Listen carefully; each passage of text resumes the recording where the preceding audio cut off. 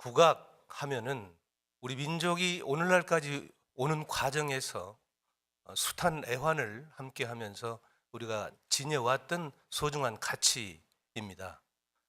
현재 판소리, 아리랑이 세계 문화유산에 등재가 돼 있음에도 불구하고 우리 국내에서는 정작 소홀하게 대접받는, 그리고 국가의 정책적인 배려가 지극히 부족한 그런 현상이었습니다.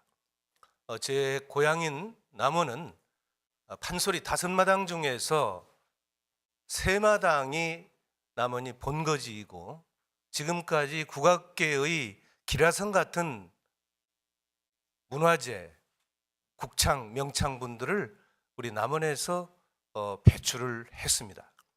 저는 이런 부분들을 상기하면서 국악을 제대로 발전시킬 수 있는 방법이 뭐 있을까, 이것을 고민하다가 지난 19대 총선에서 전통국악진흥법을 제정하겠다고 공약을 했던 일입니다. 그래서 이 공약을 이제 실행하는 그런 단계에 와 있습니다. 아시다시피 이 전통문화 문화예술진흥법 속에는 다양한 그 문화예술 분야가 있습니다. 문학이나 미술 또는 무용, 연극, 영화, 심지어 만화, 건축까지 이렇게 들어있는데 그 틀 속에 국악이 들어있단 말이죠. 그래서 국악을 이제는 별도로 뽑아내서 국가에서 직접 5년마다 발전 계획을 수립하고, 또 국악과 관련된 모든 분들을 인재를 육성하고 발굴하고, 또 이 부분을 계승 발전시켜서 세계화하는 그런 일들을 이제 정부가 나서야 할 때다, 이렇게 생각이 돼서 이번에 전통국악진흥법 제정안을 발의하게 됐습니다. 지난 17대와 18대 국회에서 제가 자료를 검토해 보니까 전통공연예술진흥법이 발의가 됐었던 그런 사실이 있었고, 이 법은 심사하지 않고 회기가 종료됨으로써 자동 폐기된 그런 자료를 보고 제 자신이 깜짝 놀랐습니다. 우리가 지켜야 될 가치, 우리 민족이 계속 승계해서 우리 후손들에게 남겨줘야 될 유산, 이것이 바로 국악이라고 보는데, 이 부분에 대해서 우리가 이제부터라도 본격적인 논의가 있어야 된다, 이렇게 저는 믿어 의심치 않습니다. 국회에서 더 보완하고 더 부족한 부분들을 메꿔서 우리 19대 국회에서 가장 큰 성과로 우리 전통국악진흥법이 통과될 수 있도록 노력하겠습니다. 감사합니다. 네, 감사합니다. 그러면 먼저 한국문화관광연구원의 김구현 연구위원님의 발표를 들어보시겠습니다. 이제 부족한 저를 이렇게 발제를 하게 해주셔가지고 사실 몸둘 바를 모르지만 또 굉장한 좀 책임을 느끼면서 이걸 시작을 하겠습니다. 아시겠지만 그 2014년도 1월달에 문화기본법이나 이제 지역문화진흥법 등 뭐 다 아시겠지만 굉장히 이 문화 쪽에서 중요한 법들이 그 제정됐습니다. 사실은 지역문화진흥법이나 문화기본법 옛날부터 십몇 년부터 얘기가 되던 건데 드디어 이제 되면서 사실은 이제 그 아까 의원님께서 말씀하셨지만 또 2006년도에 전통공연예술 기본계획하면서 그때 얘기가 나왔던 이제 전통 국악진흥법이 될지 이름이 어떻게 될지는 모르지만 일단은 그런 법이 전통 국악에 관련된 법이 또 개정될 수 있는 분위기가 좀 타고 있고, 그 부분이 굉장히 중요하다는 생각에서 제가 이제 같이 이제 나가면 참 좋겠다 생각을 하면서 제가 말씀을 드리겠습니다. 뭐 아시겠지만 이제 뭐 사실은 문화기본법이나 지역문화진흥법 할 때도 유사한 법들이 있지 않느냐, 이런 부분이 사실 제일 걸림돌이었는데, 여기서도 의원님께서 말씀하셨듯이 문예진흥법이나 아니면 문화재보호법 이런 부분들에 벌써 뭐 필요한 게 다 있지 않나, 이런 얘기가 들어올 것 같아가지고 제가 이제 어떻게 하면 얘기를 하면 편할까 하고 생각하다가 한글을 가지고 얘기를 하게 됐습니다. 그래서 여러분 아시겠지만 한글은 굉장히 세계적인 발명품이고 세계 어디 내놔도 진짜 그 모자랄 게 없는 굉장히 우리의 중요한 유산인데, 한글은 사실은 가만 놔두고 보호만 하면 그냥 한글일 뿐인데, 사실은 한글을 한글답게 만들고 더 진화시키고 하는 거는 한글을 가지고 창작을 하는 작가들 아니겠습니까? 사실 작가들이 한글을 가지고 오히려 전국에 있는 지역에 있는 언어를 되살리기도 하고 죽어가는 말들을 살리기도 하고 또한 현대의 새로운 말들을 만들어내기도 하면서 그래서 한글이 더 아름답게 만들어지는데 사실은 문화재 보호법이나 그런 다른 법들이 한글 자체에 그 부분이 훼손되지 않게 놔두는 거라면 전통국악진흥법 같은 경우는 작가들이 만드는 것처럼 한글이 더 아름답고 더 세계적인 현대적인 그런 글로 될 수 있는 그런 부분을 만드는 법이나 마찬가지 아닐까 이렇게 제가 생각을 했습니다. 우리의 사실은 국악이 굉장히 좋지만 이게 더 잘 팔리고 사람들이 더 좋아하고 세계적으로 더 인정받는 그게 되려면 사실은 문화재 보호법이나 아니면 여러 장르 중에 하나로 돼 있는 문예진흥법 가지고는 확실히 부족하고 오히려 이 부분은 이런 법들이 있기 때문에 전통국악진흥법이 필요가 없다가 아니라 이런 법들이 있기 때문에 전통국악진흥법하고 합쳐가지고 오히려 얼싸해가지고 완벽한 제도적인 기반이 되지 않느냐 이 부분을 제가 이제 말씀드리고 싶고요. 근데 여기서 이제 중요한 거는 지역문화진흥법에서도 보고 이제 문화기본법 등에서 볼 수가 있지만 전통국악진흥법에서 가장 좀 조심해야 될 게 아까 특히 우리 홍성덕 그 회장님도 말씀하셨지만 국가가 모든 걸 다 해야 된다 이게 아니라 민간하고 그 국가와 그리고 지자체 그리고 학계가 다 같이 뭘 만들 수 있는 법이 돼야 된다 이거죠. 왜냐하면 자칫 잘못 이게 보호법이나 그런 건 역시 국가가 모든 걸 다 해야 돼요. 그렇지만 이거는 그뿐만 아니라 모든 국악이라든지 국민이라든지 다 함께 뭘 할 수 있는 그런 법이 돼야지 자칫 오히려 그 법이 생명력을 가지고 아시겠지만 한류에서 처음에 사실은 굉장히 그걸 하는 젊은 친구들이 먼저 열심히 한 다음에 국가가 같이 한 거잖아요. 이런 것처럼 국악을 하시는 분들이나 협회나 젊은이들이 다 같이 뭔가를 할 수 있는 그런 법이 되도록 하는 게 굉장히 중요합니다. 왜 그러냐면 자칫 잘못하면 국가는 이걸 해야 된다, 국가는 이걸 해야 된다, 국가는 이걸 해야 된다 이렇게 되다 보면 사실은 나중에 굉장히 힘든 법이 돼요. 14쪽, 15쪽에 보면 제가 이제 국악에 대해서 좀 특이하게 설문조사를 좀 해봤어요. 뭐 일반적으로 다른 사람들이 다 하는 국악을 어디서 들어봤느냐, 뭐 어디서 들으면 좋겠냐 이런 것뿐만 아니라 제가 국악에 대해서 조사를 하니까 전국 대상으로 국악의 나이에 대해서 평균적으로 나온 게 67세입니다. 그리고 대부분 80세라는 의견이 많이 나왔고 젊다고 생각하는 의견이 그래서 제가 이제 그게 이제 좋다 나쁘다를 떠나가지고 점점 이 좀 젊은 사람들이 더 좋아하는 국악으로 좀 갈 필요가 있겠다 부분이 굉장히 중요시 여겼고 또한 국악에 대한 색깔을 가지고 한번 이게 더 다른 것도 하려고 했는데 저희가 예산이 적어서 그것만 했는데 색깔에 대해서 한번 설문했을 때 흰색이 제일 많이 나오더라고요. 근데 이거는 국악을 아는 게 아니라 보통 우리가 백의 민족이니까 옛날 사람들은 다 흰색 옷을 입고 했겠다는 생각에서 흰색을 국악에 이제 첫 번째로 했는 이유는 저희가 이제 파헤칠 수는 없는데 그래서 굉장히 국악이란 게 다양하고 더 역동적일 수도 있는데 그렇게 굉장히 제한되게 생각을 하고 있구나. 그리고 국악을 만일 자녀한테 가르친다면 왜 가르쳐야 된다. 여기서 사실은 제가 나중에 국악이 더 지능이 발전된다면 국악이 재밌으니까 그게 하면 지네들이 좋으니까 이렇게 답이 나와야 되는데 첫 번째가 우리나라 거니까 그러니까 이건 사실 의무적으로 가르치는 거거든요. 그게 아니라 사실은 여기서 더 나가서 국악이 발전되려면 야 피아노보다 재밌고 축구보다 재밌으니까 국악을 가르쳐야 된다 이 답이 나와야 되는 그 부분이 아직 안 된다는 부분을 이제 설문에서 저희가 느꼈고 그러면 어떻게 해야 되냐 그걸 가지고 저희가 이제 조사를 했을 때 국악진흥법의 전통국악진흥법에서 가장 이제 저희가 이제 필요하게 하다고 생각하는 부분은 이제 세 가지만 제가 요약해서 말씀드리겠습니다. 여기서 20페이지, 24페이지까지는 제가 이제 연구를 하면서 이런 부분을 국가라든지 지자체라든지 국악 관련된 단체들이 해야 된다는 부분을 제가 제시했는데 아시겠지만 옆에 이제 과장님도 나오셨지만 많은 부분이 지금 또 되고 있습니다. 그리고 사실은 2006년도에 전통 공연예술 그 관련된 기본계획에서도 제가 사실은 2011년도, 2006년도에는 제가 다른 일을 해가지고 몰랐었는데 그 계획에서도 굉장히 많은 게 실현됐습니다. 사실은 기본계획 중에서 그렇게 많은 게 실현된 기본계획이 별로 없는데 단 거기서 법만 안 됐던 부분이 이번에 해결되면 완성이 되지 않을까 생각하고 20쪽에서 24쪽은 제가 이런 걸 해야 된다는 부분 중에서 많이 벌써 지금 진행이 되고 있어가지고 제가 시간이 없으니까 빨리 이제 넘어가고 중요한 부분 몇 가지만 말씀드리겠습니다. 첫 번째가 국악 인력 양성에 대한 부분, 전통 국악인 양성과 지원에 관한 사항 5번 예를 들어서 기본 계획 이런 게 포함돼야 된다 통해서 그리고 또한 양성 얘기가 나오는데 사실은 저희가 설문조사를 하고 직접 젊은 국악인이나 아니면 공연을 하신 분들 다 만나봐도 제일 좀 필요한 게 뭐냐면 중간 인력.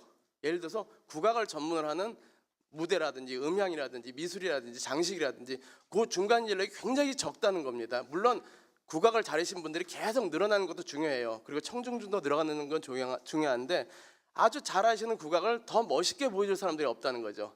그래서 사실은 양성에서도 지금 사실 제일 급한 건 그 중간 인력을 어떻게 그 사실은 그건 이제 보고서나 이제 그런 데 나오지만 일단 키우는데 굉장히 좀 집중을 해야 된다. 그냥 인력 양성이 아니라 인력 양성 잘못하면 좋은 인력들이 진짜 자기 먹을 것도 못 찾는 그런 일도 생길 수가 있어요. 그 인력들이 잘 나갈 수 있게 중간에서 끌어주는 사람들.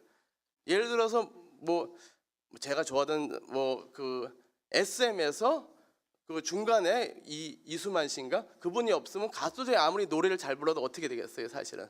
그런 것 똑같이 뭐 이게 PD가 되든 아니면 뭐 음향이 기술이 되든 그 중간 인력이 없는 부분은 꼭 해결해야 된다. 이 양성에서 그걸 좀 방점을 했으면 좋겠다. 두 번째는 사실은 교육이란 부분, 이제 국악에 대해서 국악 강사제가 사실은 문화예술 강사 중에 제일 먼저 시작되고 제일 그 질적으로도 그리고 양적으로도 훌륭하게 지금 진행되고 있는데 사실은 그 이런 말들을 제가 이제 국악을 하는 학원들을 제가 찾아다녔어요. 거의 망해가고 있는 젊은 사람들이 좋은 꿈을 꿈꿔 했지만 망해가고 있는 학원들을 찾아다니까 다 하는 얘기가 그 사실은 너무 많은 공공에서 많이 가르치는 게 있으면서 학원들이 망해가는 부분을 서로 좀 잘 살 수 있는 길이 있었으면 좋겠다. 그래서 이 부분은 사실은 저기 전 그 국악원 연구실장님도 계시지만 그때 벌써 많이 요 보고서가 나온 다음에 그걸 많이 해결하려고 했는데 뭐냐 하면 국악 인증 제도를 도입하자. 아마추어 예를 들어서 이건 전에도 한번 여러 번 말씀드렸는데 태권도에 검은 띠가 없다면 누가 태권도를 배우겠냐? 단이 없다면 안 배우거든요. 단이 있고 예를 들어서 파란 띠, 빨간 띠가 있어야지 배우고 국악도 아마추어가 제가 단소를 하든 장구를 하든 나 몇 급이야라는 부분을 얘기할 수 있어야지 사람들이 배우고 그걸 배우는 사람들이 많으면 공연을 많이 가게 된다는 거죠. 거기에 대한 인증 제도는 국가에서 하고 그 대신 학원들이 더 많이 살아나고 젊은 국악인들이 할 수 있는 일들을 많이 하게 하자. 이건 전에도 얘기했는데 어느 정도 지금 시작을 하고 있습니다. 그래서 이런 부분이 사실은 교육이란 부분에서 이건 정책 쪽이지만 법은 아니지만 법에서 이런 정책으로 연결되어 있는 부분이 좀 됐으면 좋겠다 하는 부분이 있고요. 세 번째는 지역 얘기입니다.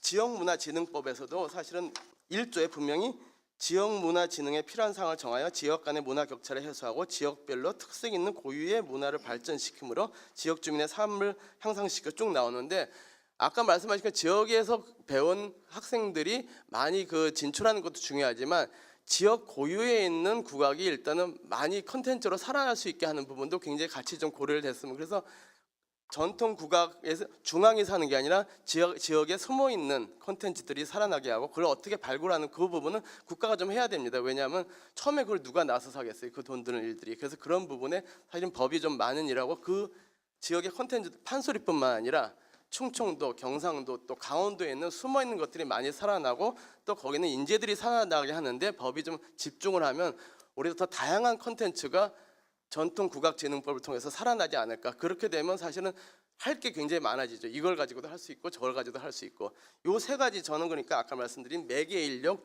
두 번째는 교육에 대한 부분, 세 번째는 지역의 콘텐츠들이 잘 좀 발굴돼서 살아났으면 좋겠다. 이런 부분만 이 기존에 벌써 의원님께서 그리고 많이 법에 대해서 많이 잘 돼 있는데 추가되면 이게 좀 집중 좀 되면 현재 국악이 훨씬 더 잘 나가는 그런 방향을 되지 않을까 생각하면서 사실은 굉장히 좀 많이 된 부분을 좀 짧게 요약해서 끝나겠습니다. 감사합니다. 먼저 그러면 문화체육관광부의 김정훈 공연전통예술과장님 토론해 주시죠. 우리 발제자께서도 말씀을 주셨습니다만 현재 국악과 관련된 법은 대표적으로는 문화예술진흥법과 문화재보호법이 있을 거로 생각이 됩니다. 물론 관련된 다른 법들도 있습니다만 지금 대표적인 두 개 법안인데 문화예술진흥법은 지적해 주셨듯이 국악만을 대상으로 한 법이 아닙니다. 문화예술 전체를 대상으로 하기 때문에 국악 진흥을 위한 내용들이 부각이 되지 못하고 그에 대한 정책 의지가 분명히 희석된 점이 분명히 있습니다. 문화재보호법도 관련된 여러 가지 이제 국악의 보존과 전승에 큰 의미가 있다고 생각합니다만 이 부분은 물론 이제 국악 전체를 아우르지 못하는 점도 있겠습니다만 무엇보다도 전승과 보존과 전승이라는 소극적인 정책 보다는 이를 개성하고 발전하고 대중화하는 적극적인 정책 의지가 전혀 담겨 있지 못하는 부분도 분명히 문제가 있습니다. 이런 점에서 기존의 법안이 담고 있지 못하는, 하지만 저희가 앞으로 강력하게 추진해야 될 여러 가지 사항들을 비전을 제시한다는 점에서 이 법안은 반드시 이번 기회에는 통과가 됐으면 좋겠다라는 것도 정부의 입장입니다. 특히 이제 전통 콘텐츠의 세계화 사업인데요.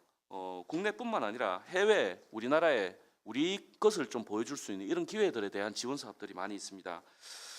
이제 현재 저희가 많이 곤혹스러워하고 어려워하고 있는 점은, 이러한 기회들은 저희가 많이 느리고 지원 사업들도 많이 하고 있습니다만 이게 단순 일회성 사업들로 많이 끝나는 경우가 많이 있습니다.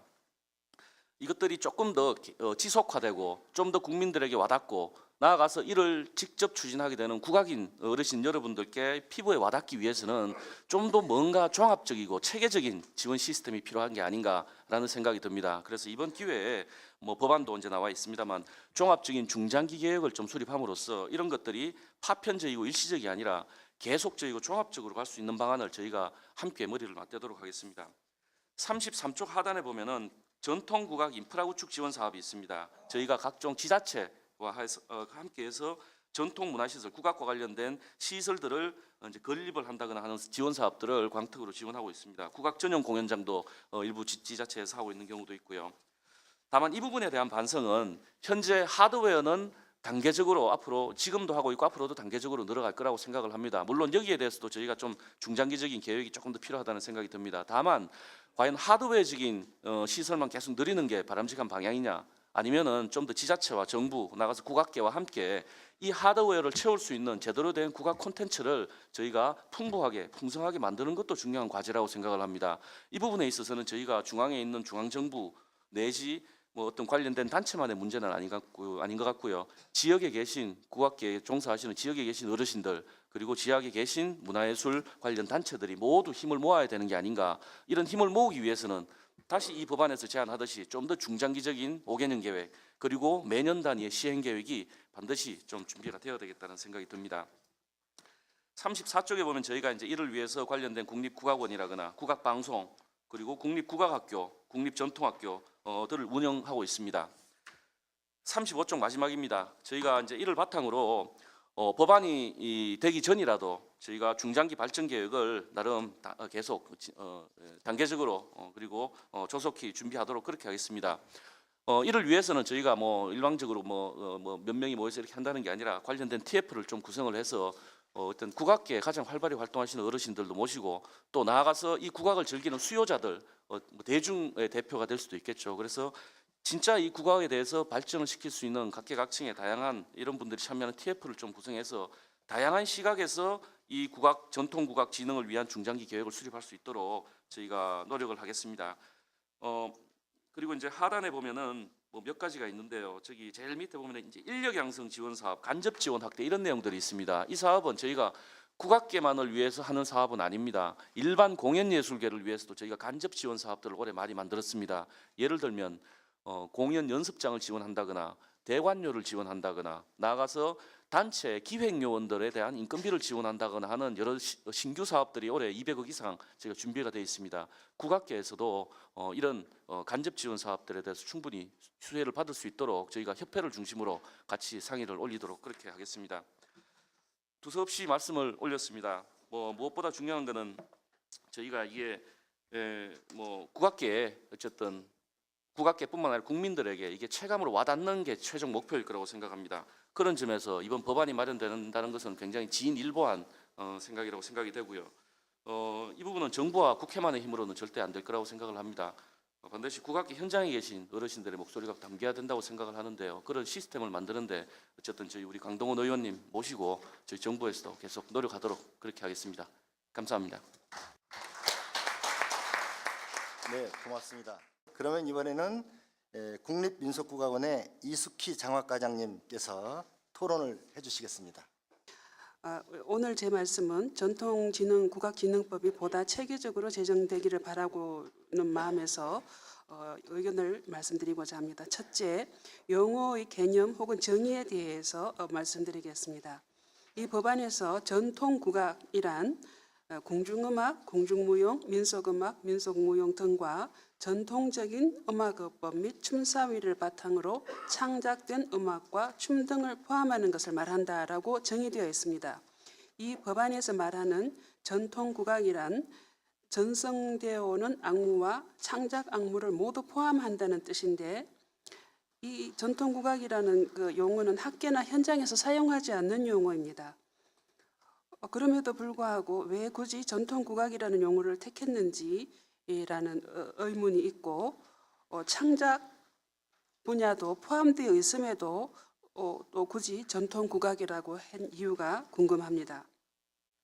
또 일반적으로 국악은 음악, 무용, 연희 등을 총괄적으로 포괄하는 개념입니다. 2012년 현재 국악 영감을 보면 연희과가 설치되어 있는 학교는 한국예술종합학교와 중앙대학교 이 두 곳입니다. 연희는 국악의 그 주요 레파토리의 하나임에도 불구하고 그 국악과에서 주로 교육하지 않음으로 인해서 그 학문적으로는 국문과에서 주로 연구가 이루어지고 있습니다. 전통 국악에 연희가 배제된 것은 이 연희를 국악으로 보지 않는다는 것인지, 아니면 또 다른 어떤 뭐 전략이라든지 이유가 있으신지 그것도 좀 궁금합니다. 그리고 무용에 관한 문제인데, 현재 대학에서 그 무용을 가르치는데 무용은 체육과에 속해 있습니다. 만약 전통국악진흥법이 이제 제정이 되어 가지고 어떤 이제 그 명칭을 어떻게 하여튼 적용을 할 때, 교육이나 방송에 적용할 때 무용은 제외될 가능성이 있지 않는가? 왜 그러냐 하면 국악과를 국악과를 어떻게 해야 된다, 국악을 어떻게 해야 된다 할 때 혹시 체육과 이런 거를 빼게 되면, 용어를 빼게 되면 법적으로 무용이 제외되는 예기치 못한 문제가 생기지 않을까라고 생각이 됩니다. 그래서 이 전통 국악임에도 불구하고, 국악에 속함에도 불구하고 체육과에 속해 있는 무용이나 이런 것들은 어떻게 우리가 포괄해야 하는가, 이렇게 어떻게 끌어와야 하는지 그 용어에 대한 충분한 검토가 필요하다고 봅니다.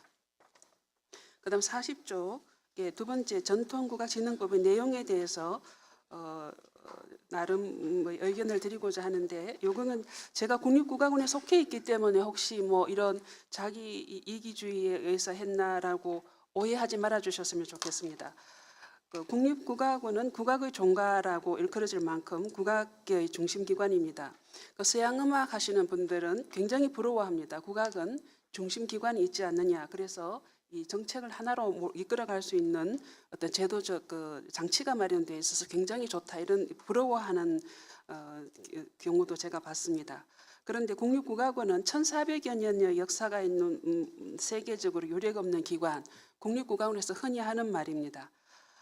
그렇게 국립국악원은 그런 역사가 있는 진짜 그 문화재적 가치가 있는 기관입니다.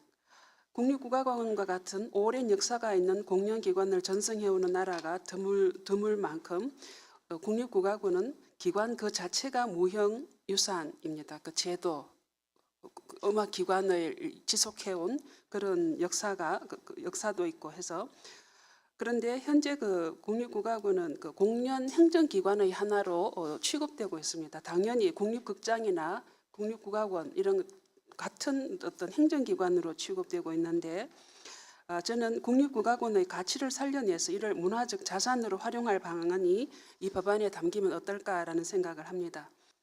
그다음에 그 세 번째 전통국악진흥법의 방향에 대한 제언인데, 세 가지로 말씀드리겠습니다. 첫 번째, 경쟁력을 강화하도록 하는 방향이 되어야 하지 않겠는가라는 말씀입니다.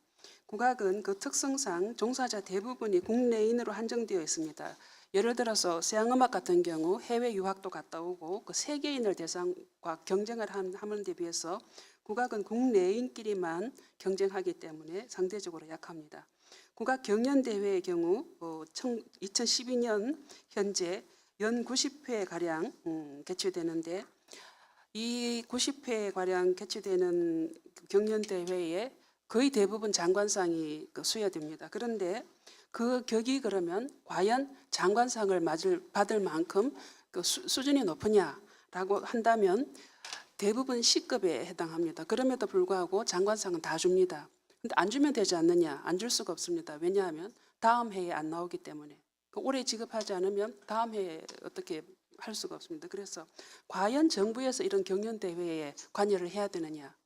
이렇게 해서 나누어 먹기식으로 하면 법으로 보장해가지고 나누어 먹기 하면 뭐 여기 나가서도 대통령상도 받았고 저기 나가 장관상 받았는데 내 실력이 너무 좋아. 그러나 과연 정말 그 실력이 그 정도 되느냐? 오히려 이런 지원 때문에 국악의 경쟁력은 더욱 약화되는 것은 아닌가? 저는 혹시 법을 혹시 잘못해가지고 국악의 그 어떤 진흥 방안이 잘못 가게 되지 않을까라는 약간의 걱정 때문에 말씀을 드렸습니다. 두 번째, 그 소외된 장르가 보호받을 수 있도록 해야 된다는데 예를 들어서 중요무형문화재가 지정이 되고 또 유네스코에서 인류구전 및 세계무형문화유산 걸작이 있었습니다. 그러면은 저도 국악원에서 공연 기획을 할 때 이런 것을 이제 막 냅니다. 중요무형문화재 몇 호, 유네스코 인류구전 이래가지고 굉장히 사람들이 관심을 가질 수 있도록 우리가 이거 홍보도 하고 하는데 그러면 점점 더 그쪽만 강화되고 그 약한 부분은 거의 돌아보지 않습니다. 그래서 소외된 장르, 특히 어떤 가곡이나 시조 같은 것도 거의 남도 음악에서 굉장히 중요한 역할을 했고 지금도 그 노인들은 향유를 하고 있음에도 불구하고 공연기관에서 거의 외면하고 있고 연희 분야도 거의 지금 전통 아까 과장님 말씀하신 데서 많이 지금 진행하고 있지만 다른 분야에 비해서 매우 약하지 않는가라는 생각이 듭니다. 그래서 이런 분야는 법의 보호가 필요하지 않는가라는 생각입니다. 그다음에 질적 성장을 가능하도록 하는 방향이 필요하다고 보는데 2012년 현재 전국에 국악과가 설치되어 있는 곳이 31곳, 무용과 31곳이고 국공립 단체가 국공립 국악 연주단 50개, 무용단 21개입니다. 이와 같은 숫자를 보면은 격세지감을 느낄 수 있을 정도로 양적 성장은 이제 어느 정도 되었지 않느냐라는 생각이 듭니다. 그러므로 이제 이런 양적 성장보다는 질적 성장을 위한 법 제정이 필요하지 않는가. 아까 어떤 분이 말씀하셨지만 국악의 진흥을 위해서는 법 이전에 국악 자체가 경쟁력이 있도록 해야 하는데 그 우수한 인력이 몰려들 수 있도록 국악계 내에 보다 많은 노력, 국악인 스스로가 좀 더 진정성 있게 그냥 떼쓰거나 어떤 내면의 어떤 문제점은 덮어두고 무조건 해달라, 지원해달라 하기 전에 국악계 내의 노력이 우리 스스로가 필요하지 않는가. 그러한 바탕 위에 법이 보완된다면 국악이 우리나라 문화 진흥에 크게 이바지하지 않을까라고 생각합니다. 이상입니다. 감사합니다. 다음에는 중앙대학교 예술대학의 전통예술학부 최상화 교수님께서 토론해 주시겠습니다. 요새 가야금 한 대가 최소 300만 원에서 3천만 원까지 최근에 하는 것을 봤습니다. 악기값이 너무 비싸서 초기 진입하거나 교육 현장에서 너무 어렵습니다. 근데 악기가 왜 비싼지 제가 여러 각도로 조사해봤습니다만 이 자본주의 사회에서 왜 비싼지를 모르겠습니다. 수공이나 악기 재료나 이런 것보다는 다른 어떤 것들이 많이 작용해서 비싸지 않나. 지금 바이올린도 20만 원, 플룻도 20만 원입니다. 물론 유명한 스트라디바리의 그런 것은 밀배각도 하고 하지만 초기에 초등학생이 좋은 가야금 쓰지 않아도 될 것 같습니다. 그래서 이거 고민했습니다. 고민 많이 하다가 제가 이제 자랑 아닌 자랑 같습니다. 이거 초기 자본이 많이 드니까 아이들한테 공부를 많이 할 수 있는 국악기 싼 10만 원대에 할 수 없나 생각해서 제가 소속하고 있는 중앙대학교에서 학교 기업으로 연세대학교 연세우유처럼 학교 기업으로 해서 국악기 교육악기를 만들기를 시작해서 지금 현재 만들고 있습니다. 가야금이 약 10만 원대의 가야금으로 전통적인 모습은 아니지만 아이들 키에 맞게 초등학교 저희 조카가 가야금을 들고 가는데 가야금에 묻혀서 키가 안 보여요. 얘가 4학년인데 얼마나 가야금이 크고 무거운지. 그래서 체형에 맞는 이런 아주 자그마한 노력들이 필요할 거라고 생각합니다. 여기 우리 김기현 선생님 발제문에도 있습니다만 대학에서 지금 근 1000명이 졸업을 합니다. 어쨌든 졸업하는데 취업이 안 돼요. 국악의 전공상 국악과 관련된 취업 안 하면 주유소에서 주유해야 돼요. 막일해야 됩니다. 다르게 할 방법이 없어요. 전공 특성상 그렇습니다. 그래서 관계 예술과 관련된 것들을 하면 되지 않겠나? 그렇지 않습니다. 국악 전공, 국악이라는 특수성 때문에 그렇습니다. 이거 전공하면 바로 주유소나 아니면 다른 육체적 노동하는 데는 갈 수밖에 없는데 이 취업과 관련하고 지자체가 지금 제가 보니까 각 지자체에서 문화관광부 조사에 의하면 한 1200개 정도의 축제가 있습니다. 그러면 우리나라 하루에 2개의 축제가 지금 열리고 있는 거예요. 그런 축제에 보면 꼭 국악이 들어가 있어요. 그래서 저는 234개 지자체인가요? 시군구에 전통 국악예술단을 좀 넣자는 거예요. 만들자. 많이도 말고 10명 합시다. 10명. 10명 얼마 드는지 아십니까? 10명? 물론 많이 주면 좋겠지만 2억이면 됩니다. 1년 2억. 180만 원씩 10명 쓰면 돼요. 10명이 제가 보기엔 1년 2억 들여서 제가 보기엔 20억 벌 수 있습니다. 20억 벌 수 있어요. 그 지역에 있는 모든 국악 관련 행사, 교육, 문화센터 등에 지금 이제 이 지자체에서 돈이 많이 들면 그래서 우리가 이 진흥법에서 정부에서 매칭 펀드 50대 50 정부에서 1억 내고 지자체에서 1억 내서 2억 가지고 운영을 하면 10명 정도의 국악예술인을 쓸 수 있다고 보고 10명이 씨앗이 돼서 비상임으로 해서 30명, 50명 할 수 있습니다. 이런 게 이제 운동화되거나 이 법에는 좀 들어갔으면 하는 현실적인 문제. 그래야 각 지방에 있는 남원에 있는 남원고도 살고 부산에 있는 부산대학의 졸업생도 살지 않겠습니까? 이건 현실적인 문제. 이 대학 졸업이나 고등학교 졸업한 전공자가 취업할 수 없다는 것, 이것은 출구가 막히니까 요즘에 입구에 남원 국악고나 여러 가지 국악고들은 국악 관련 초중고등학생이 입구 없습니다. 전공하지 않습니다. 그래서 지금 각 지역의 국악과부터 지금 정원이 적어지고 거의 이제 고갈 상태에 이르게 됩니다. 그래서 요것을 꼭 좀 말씀드려서 이번 진흥법에 이건 넣어서 우선 지자체하고 매칭 펀드 가능한 곳부터 시작을 해서 시범적으로 한 30개 정도 정해서 30개 지자체야 정부에서 30억 내면 되는 거 아니겠습니까? 어떻게 보면 어느 분야가 중요치 않겠습니까만은 이 분야야말로 돈의 효과가 굉장히 큰 분야 아닙니까? 그래서 이번 진흥법이 꼭 내용이 이게 좀 들어가고 이 진흥법이 국악진흥법이 꼭 통과가 돼서 우리나라의 예술이 정말 값진 예술이 정말 제값을 받는 그날이 되길 기대합니다. 강동원 의원님께 너무 감사드립니다. 마치겠습니다. 국악방송이 아까 제가 조금 어떻든 이게 논의를 위해서 그렇게 말씀드렸지만 국악방송은 이 전문 방송으로선 최고입니다. 그리고 이제 최근에 이제 광주나 이런 쪽까지도 방송을 개설해서 이제 그야말로 전국 네트워크가 되었고요.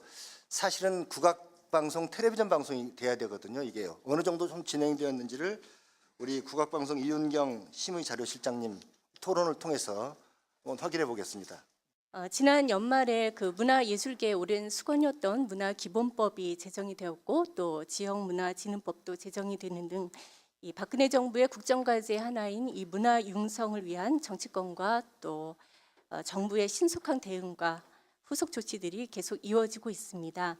이런 가운데 문화융성의 그 핵심 기반이라고 할 수 있는 전통예술에 대한 진흥 정책 마련이 지금 그 어느 때보다도 시급한 실정이라고 생각합니다. 특정 영역이 이제 발전하게 되면 해당 영역과 관련된 법률은 세분화되고 전문화되어서 분법화되어가는 추세입니다. 특히 21세기 들어서 이렇게 문화예술 분야의 법률 수요가 증가하고 있는데 이러한 추세는 문화예술에 대한 사회적인 또 정책적인 관심이 증가하는 것을 반영하고 있기 때문에 매우 긍정적으로 볼 수 있을 것 같고요. 전통 예술의 보존과 발전을 위한 이 진흥 법안도 이러한 시대적 흐름에 맞게 제정되어야 된다고 생각합니다. 현재 전통 예술 분야는 앞서서도 뭐 이야기됐지만 문화예술진흥법에 그 지원 근거를 두고 있습니다. 이제는 이제 새롭게 제정된 문화기본법을 중심으로 해서 각 분야별의 그 진흥법이 정비되어야 된다고 생각하고 있고요. 그동안 전통문화예술계 유일한 법률로는 다들 아시는 바와 같이 문화재보호법이 있습니다만 이 문화재보호법은 유형 또 무형의 문화재를 모두 포함하고 있기 때문에 그리고 또 대부분의 내용은 그 유형 문화재를 보호하는 데 추중되고 있어서 요즘 새롭게 그 부각되고 있는 유네스코 협약에 근거한 무형 문화재 보호 체계에 맞는 내용을 보완해야 한다는 지적이 이미 있고요. 따라서 현재 그 문화재보호법에 명시된 무형문화재 보호 조항들을 분리해서 무형문화재 보호를 위한 별도의 법 제정이 필요하고 또한 전통예술 자원의 활용과 관련된 진흥법의 제정도 필요한 것이 사실입니다. 최근에 이제 방송계는 방송과 통신이 이제 융복합되는 그런 이제 추세입니다. 이런 추세에 맞게 저희도 다양하게 이제 발빠르게 이런 시대적 흐름에 발맞춰 가고 있고요. 또 이제 최근에 부는 그 한류 바람을 저희 이 전통예술로도 좀 활용하기 위해서 저희가 또 한류를 대상으로 한 여러 가지 프로그램과 또 사업들을 펼쳐 나가고 있습니다. 이렇게 저희 국악방송에서는 이제 새로운 시대를 맞이하는 준비들을 해 나가고 있는데 이러한 저희 국악방송이 보다 더 여러분들의 기대에 부응하고 또 다양한 이 시대적 소명을 다하기 위해서는 보다 조금 더 그 진전된 그 진흥 정책이 필요한데 현재는 그것이 이제 저희 법안에 마련이 돼 있지 않아서 국악방송의 그 법적 위상이 좀 더 정립이 돼야 되지 않을까 하는 그런 의견을 가지고 있고 이 분야에 대해서도 저희가 그동안 여러 가지 진흥법에 계속 요청을 해왔습니다. 그래서 제 생각에는 이 제4조 2항에 국악방송 혹은 국악 미디어 운영에 관한 사항 같은 것이 포함이 되면 조금 더 명시적으로 법적으로 제도화되지 않겠는가 하는 생각이 들고요. 아까 국악을 이제 방송에서 쿼터제를 활용해서 모든 방송에서 국악 프로그램을 의무적으로 방송하도록 하자라는 이제 그간의 의견들이 있었고 이 부분에 대해서는 저도 동의를 합니다. 근데 이제 국악방송이 만들어진 배경을 조금 살펴보면 국악계 당시 원로이신 뭐 박동진 선생님 또 성경님 김천흥 선생님들께서 문화부 장관님과 함께 여러 방송사 사장님들을 면담하시면서 네 국악 프로그램을 좀 많이 편성해달라는 요청을 했는데 그런 것이 안 된 이유가 이제 주로 물론 이제 편성 의지가 없는 거고 또 광고가 안 붙어서 제작비를 마련하기 어렵다라는 의견들이었는데요. 저희 국악방송은 이제 저희가 제작한 프로그램들을 라디오도 지금 해외에 또 다른 한인 방송국에 보내고 있고요. 또 국내 또 경인방송 같은 소규모 방송사에도 저희 프로그램을 공급하고 있습니다. 또한 제가 영상물로 제작된 지금 국악 관련된 영상물들은 뭐 KTV나 아리랑 TV 또 여러 종편 그리고 문화예술 전문 TV 다양하게 제가 콘텐츠를 공급하고 있습니다. 만약에 국악방송 쿼터제가 실시가 된다고 하더라도 당장 그것을 그 해당 방송사에서 그 콘텐츠를 채울 만한 능력이 없습니다. 그런 만약에 시대를 대비하기 위해서라도 저희 국악방송에서는 기초작업으로서 국악의 여러 콘텐츠들을 미리 방송 프로그램화하는 것들이 필요하고 그렇게 하기 위해서는 이것이 조금 더 제도적으로 저희 국악방송에 대한 법적 위상이 조금 더 마련이 되어야 되지 않는가 하는 생각이 듭니다. 한 가지만 더 말씀드리면 아까 국악 인증제도에 대해서는 좋은 말씀이고 태권도에 예를 드셨는데 그러니까 모든 뭐 아이들이 이제 태권도를 배우고 싶어하고 엄마도 시켰으면 하는데 이제 국악은 아직 그런 조건이 아니라는 거죠. 이제 그런 상황에서도 이런 인증제가 과연 실효성이 있을까 하는 이제 좀 의문이 됐지만 기본적으로 저는 이제 국악을 진흥시키기 위해서는 무엇보다도 방송과 이제 교육이 필요하고 그 교육이라고 하는 것은 우리가 태교부터 시작해서 유초등 그다음에 청소년 그다음에 우리가 성인기에 이르기까지 이 평생 그 교육 차원에서 학생회별로 주기적으로 그 필요한 전통예술을 체험할 수 있는 그런 교육 프로그램들이 지역을 중심으로 마련이 돼야 된다고 생각을 합니다. 근데 이렇게 하기 위해서는 국악을 진흥해야 된다는 차원보다 국악을 통해서 혹은 전통예술을 우리가 향유함으로써 우리의 삶의 질이 어떻게 바뀌어지는지, 그러니까 이 향수자 중심으로, 수용자 중심으로 이것을 좀 바라보면 국악이 정말 이런 면에서 굉장히 이것이 단순히 진흥의 대상이 아니라 실제로 우리의 삶을 어떻게 변화시키고 또 우리 국가 경쟁력을 어떻게 제고시킬 수 있는지 이런 부분에 대한 하나의 또 답이 될 거라고 생각을 해서 좀 문화 복지적인 차원에서 이 전통 예술을 좀 바라보면 조금 더 큰 그림에서 이 전통 예술에 대한 그림을 그릴 수 있지 않을까 하는 생각이 들었습니다. 이상으로 제 말씀을 마치도록 하겠습니다. 감사합니다. 그러면 마지막으로 한국국악협회 이상호 남원 지부장님께서 토론해 주시겠습니다. 예, 저는 여러 가지 그동안 말씀해 주신 분들이 너무 좋은 말씀을 해 주셔서 참 감히 참 끼어들 틈이 없을 정도지만은 저는 그냥 어떤 이론적인 면보다는 그냥 일선 현장에서 느낀 그런 점들을 좀 말씀 좀 드리고 싶습니다. 예, 우리나라 학생들이 태어나서 성장해서 대학교까지 가기 동안에 국악을 전공하고 또 국악인들로 육성되는 과정에서 살펴본다면 우리나라 그 학교 교육 체제에 대해서는 어쩔 수 없이 초, 중, 등, 고등을 겪어서 대학에 진출이 됐는데 그 학교에서의 국악 교육이 굉장히 저는 소중하다고 그렇게 생각합니다. 예, 국악의 특성상 빨리 조기에 국악을 배우고 빨리 발을 들어놨어요. 그 사람들이 그 친구들이 대학을 마치고 또 사회에 적응할 수 있는 그런 역할이 되는 과정을 겪기 마련입니다. 또 이 국악에 미치는 지역사회의 영향도 저는 굉장히 크게 봅니다. 두 번째는 지금 국악 인재 육성 및 전통 국악 종사자 양성 지원에 대해서 말씀하셨습니다. 저도 역시 그 학교 교육을 굉장히 중요하다고 생각하는데 남원 국악예술고등학교가 있습니다. 사립학교인데요. 해가 갈수록 학생들이 계속 줄어듭니다. 어쩌면 몇 년 후에 폐교를 해야 될지도 모르는 그런 위기에 있습니다. 그 이유를 살펴보면은 서울에 있는 국립국악원 또 전통예술고등학교가 지금 사립이 됐다가 국립으로 옮겨졌지 않습니까? 그러다 보니까 학교에서 대접받는 것이 너무 차이가 납니다. 이 표를 제가 만들어 왔습니다. 한번 보시면은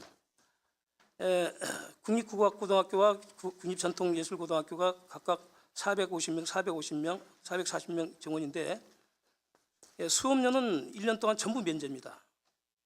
수업료가 1년에 한 100만 원 정도 되는데 전체 면제가 돼 있고 학교 운영 지원비를 보면은 전통예술고등학교가 36만 원, 진도국악고가 20만 원, 남원국악고등학교가 20만 원 정도 부담을 하고 있고 기숙사 관리비를 보면은 국립국악원, 국립전통예술고, 진도국악고가 전부 면제입니다.